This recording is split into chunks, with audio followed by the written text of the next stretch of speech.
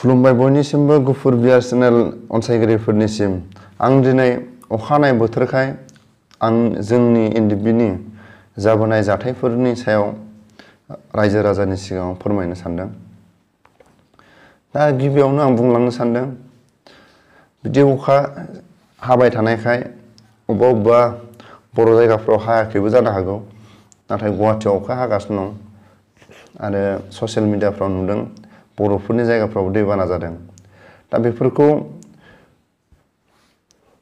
TV निउसफ्राव नुनानै गोसोखांनाय फैदों जाबोनाय समनि माखासे जारिमिनफोरखौ। बर' रायजो राजानि थाखाय जारिमिन नङाबाबो, सोरनिबा थाखाय जारिमिन नङाबाबो, जों गावखौनो गाव जों सानना लायो जोंनि एनडिबिनि मोनसे जारिमिन जों सानना लायो आरो। बे जारिमिना जेब्ला आफादाव थानाय समाव हादान ओनसोलफ्राव थाबोबा बिदिनो सप्तासे गाहाम मास मोनसे गाहाम अखा हानायजों लोगो मोनबोदों। माने कन्टिनिउ हायाखैबाबो मालाबा सानाव हायो, मालाबा हराव हायो दसे, मालाबा सानाव हायो दसे, बिदिनो मास मोनसे गाहाम अखा बांखाखौ जोङो लोगो मोनबोदों। बे समाव सोरनिबा न'आव जोङो हादान ओनसोलाव रायजो जानाय बर'फोरनि न'आव थाङोबा थांफ्लांबासो नुनोसै, जायनि न'आव हाबफ्लाङा बे न'आवथ' नुला। बे समाव बे त्रिपालफ्रा दै जमा जानानै जियोबा जि जोमाव गासिबो मालाबा गोलैनानै सिजोबो, मालाबा बारजोंनो बुख्लाबनानै बिदिनो अखा बांखा थानो गोनां जायो। बेफोरावनो बेमार आजार जानानै बुहुद मानसिया बर'फ्रा थैगोमालाबायनानैबो थादों, बेराम सेराम नायनो हाला। बे समावथ' माने खुनु निउस गैया, मबाइल गैया, ससियेल मिडिया गैया।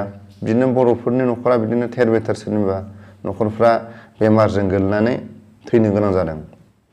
बे समाव थोजासेबो एनडिबिफोरनाव रां गैयामोन आरो बे समाव जि थाइसे थाइनै दं बेफोरखौ अबेबा म्यानमार, अबेबा भुटान, अबेबा बांलादेश, बिदिनो अबेबा जायगाफ्राव रांखौ हरनो गोनां जायोमोन जानो थाखाय।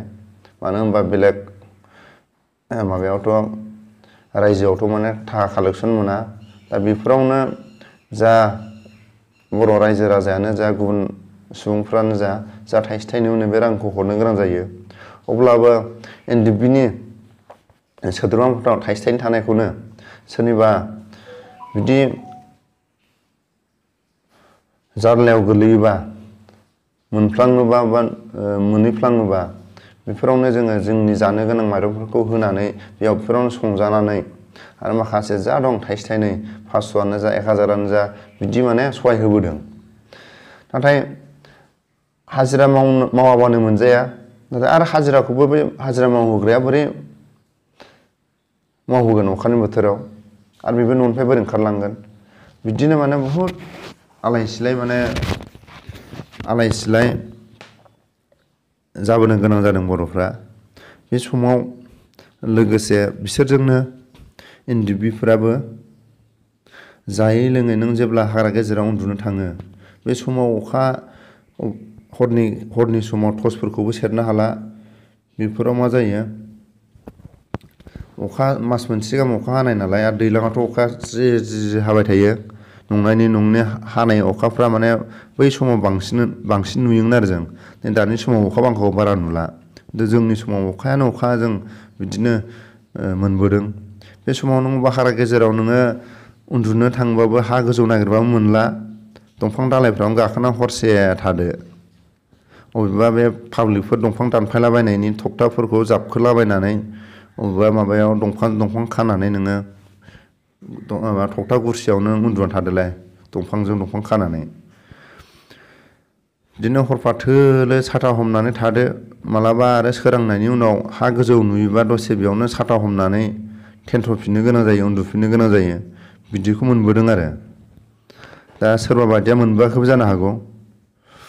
आरो फ्राय बाहागानो म्यानमाराव थानाय, अबेबा गार' हिल्सआव थानाय, अबेबा भुटानाव थानाय, बांलादेशआव थानाय फ्राय बाहागा 100 जनाव 99आनो गासिबो बेफोर खस्थ'खौ मोनबोदों होननानै बुंनो हायो आरो दाबायदियाव मोगा मोगि सोंबाबो। नों अखा बिदि जे हाबा नों जानाय लोंनाय नों भुटानाव थाबाबो नों माइरं बाखोनाय अबेबा म्यानमाराव थाबाबो माइरं बाखोनाय अबेबा बांलादेशआव थाबाबो माइरं बाखोनाय जिखुनु जाया नों गुबुन स्टेटआव थाबाबो हाजो हाला नों गावनि जानायखौ माइरं बाखोनो गोनां जायो। माखासे लिडारफ्राथ' बाला ओरै माखासे केदारफ्रा माखासे सिनियरफ्रा बादो बानानै नों बिदि अखा जे हाबा नों 15 केजि 10 केजि 40 केजि मालाबा नों मानसि खमबा नों 50 केजि गाहाम बादो सिगांबा हाजो गोजौनिफ्राय नों गालिनबाथाय खेबसेनो गायाव गोलैबोदोलाय सोरनाबा बिदिनो आसुगुर गगोन सोरनाबा बिदिनो आथिं आखाइ दुलुगोन बिदि माने खस्थ' जाबोनो गोनां जादों। दा बेफोरखौ सोरबा लिडारफ्रा बावबायबो खोमा नाथाय एनडिएफबिनि केदारफ्रा बांसिनानो बावाखै। जाय बे बिथांमोना खस्थ' जाबोदों बिथांमोना दिनैसिमबो जाथिनि माने बिखा खामनाय दं। बिदि खस्थ' खालायसेयावबो जि सानदोंमोन बे जाफुङाखै आरो बांसिनै फ्राय बाहागानो सिनियरफ्रा गुबुन माबाफ्राव रायजोआव थानायफ्रा मोनबोदों। नाथाय बे 6 फायारनि समाव जायफ्रा 6 फायाराव केम्पआवनो सोलोंथाइ लादों बा जयेन जादों जायफोर हाबदों बिथांमोना मोनाखैबो जानो हागौ मोनदोंबो जानो हागौ नाथाय जोंनि नुनायाव फ्राय बाहागानो मोनाखै। दा बेफोर बुंनायाव जाहाथे 6 फायारनि उनाव हाबदोंबाबो 6 फायारनि केम्पआव सोलोंथाइ लादोंबाबो बिथांमोना गोसो गोरबोआव गाज्रि मोननाङा। जों माने जि मोनबोनाय जों बेखौसो बुंदों। नाथाय एनडिएफबिया नों 10 बोसोर मावबाबो एनडिएफबि बोसोरसे मावबाबो एनडिएफबि दै गिलाससे लुनानै होग्राबाबो एनडिएफबिनि फंसे खोथा बुंबाबो एनडिएफबि गासिबो एनडिएफबि।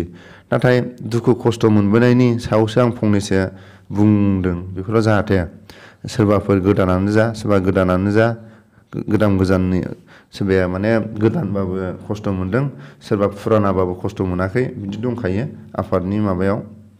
दा बिनि थाखाय आङो आंनि बुंनायाव जाहाथे गोरोन्थि जादोंबा आं निमाहा बियो। दा आं बेखौनो बुंनो सानो जायफ्रा बिदि दुखु खस्थ'खौ दैदेनगिरिफ्रा होबोदों बा लानो गोनां जादों एसेबाबो एनडिएफबिनि लिडारफ्रा बे अखा बांखा माइरं बानायफ्राव बिसोरो बानो गोनां जायाखै। नाथाय गासिबो एनडिएफबिनि केदारफ्रा बा सिनियरफ्रा बेफोर खस्थ'खौ लाबोनो गोनां जादों। जानाय लोंनाय उन्दुनाय अबेबा हाब्रुबारियाव हर गेजेरफ्राव नों थाबायनाय अबेबा नोङो सोरनिबा न'आव ओंखाम जानानै नोङो खेबसेनो हर गेजेराव जाखांनानै नोङो खमावबो गामि मोनब्रै मोनबा 10ता गाहाम बारनानै 10 किल' 15 किल' लामा थाबायनानै नों बे जायगायाव आरो नोङो थाहैदोलाय बिदि माने खस्थ'खौ जाबोनो गोनां जायो।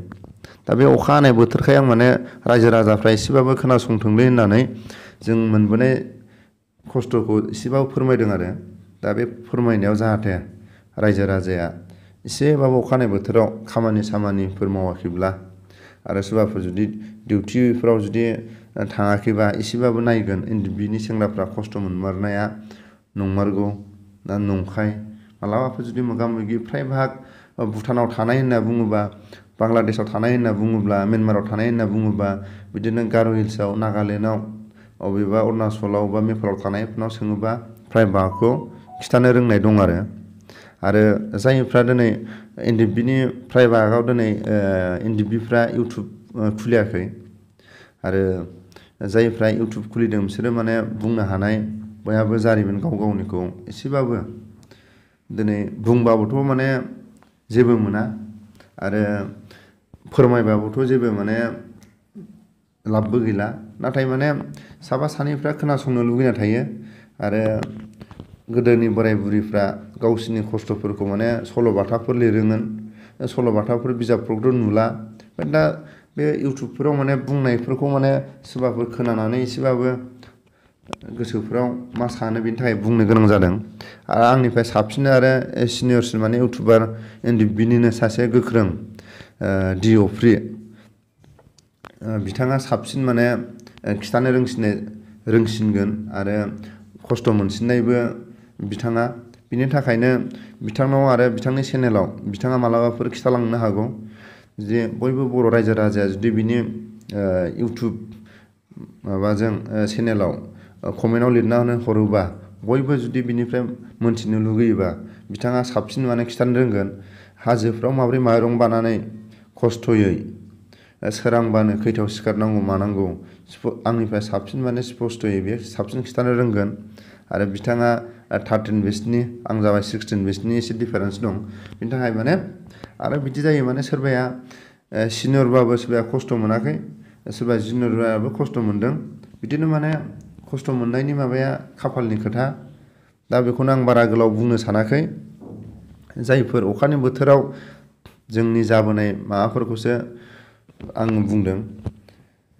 जों जेब्ला आरो लास्टआव आं बुंदेरबावनोसै, जेब्ला जोङो दावरायझार हाग्रायाव भुटाननिफ्राय ओंखारबोयो, बे समाव जोङो दैखौ, बे दावरायझार दैखौ जोङो दुरुंजों बारनो गोनां जायोमोन। बे समाव आलफानि सिलायानो गंसे गलांजाबावदों। बे सिलायखौ जों उनाव पाब्लिकआ मोनदों होननाय खोनादों। बिदिनो अनेक दैफ्राव एनडिएफबिनि सोद्रोमाफ्राबो थैनो गोनां जादों। दैजोंबा दाहार, भुटाननि दाहार दैफोरखौ हर गेजेर समाव बारनो गोनां जायो। आरो टर्च नों बाब्ला बुब्लाबो सेरनो हाला। आरो जाय आलफानि सिलाय गलांजादों बिथाङा माने जेन थेन दुरुं हमखानायखायसो, दुरुंखौ माने गोलाव गोलाव जों बयबो हमखाजोबनायखायसो बे बासायना थादों आरो। नङाबाथ' बेबो सिलाय बायदि दैजों थांफायोमोनबा बेबो थैनोसो गोनां जागौमोन। बिदिनो मोनबोदों आरो जोङो दुखु खस्थ'खौ। माबानिफ्राय दावरायझार हाग्रानिफ्राय नोङो नावखातासिम जों थाबायोमोन हराव जब्ल' जाब्लानो गरायसर एलेखायाव। आरो मालाबा नों बे गरायसर एलेखानिफ्राय नों बायदिना लानानै भुटानाव नोङो ओरै खाविफानियाव नों गाखोदोलाय जब्ल' जाब्ला दैज्लांनि बोथोर समाव। बेफोरावबो मालाबा आर्मि लोगो मोनबावो। बे समाव आरो जेब्ला जों आलफाजों जोंजों जि रेसन बानानै सेलेन बथल, मुलि बथल जों लांदोंमोन, बे समावबो आलफानि सासे दावरायझार हाग्रायावनो गावख्लायजाबावदों। बे समाव आलाय सिलाय माने खारनो गोनां जादों गावबा गाव। बोसोरसे गथ'खौबो लानानै खारनो गोनां जादों। बिमाया आलदा, गथ'आ आलदा। मोनासो माने लोगो मोनलायनाय जादों। हर समावसो, फुंनि 8टा ना 7:30सोआव जाथाया जाबाय। मोनासो माने खारनानै बे खाविफानि एलेखायाव बिमा फिसा माने लोगो मोनलायनाय जादों आरो।